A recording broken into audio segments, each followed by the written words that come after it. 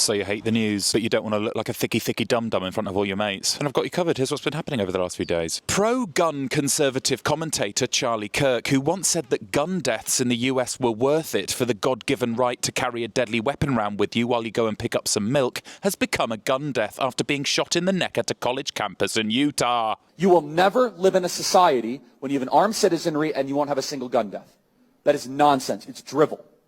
But I think it's worth it. Following the tragedy, Donald Trump delivered an address to the nation where he calmly, soberly and baselessly blamed the whole thing on the radical left. Radical left political violence has hurt too many innocent people and taken too many lives. But Trump was right to talk about the rise in partisan killings across America, which he highlighted by partisanly omitting all cases of violence towards Democrats and instead just focused on the times that Republicans have been the victims of violence. Thank you for calming things down, Donald. Safe to say all this comes at a convenient time for Donald Trump because the previous day's politics was dominated by a birthday card he supposedly sent to Jeffrey Epstein, which he said didn't exist, but then it turns out that it did exist because here it is. The other person in trouble when it comes to Jeffrey Epstein is the UK ambassador to the US, Lord Peter Mandelson, who previously described Epstein as my best pal and is pictured here basically naked with the guy. Fuck me! Damage control kicked in though, and Lord Peter Mandelson went on a podcast to say, I regret very much that I fell for his lies. He's a charismatic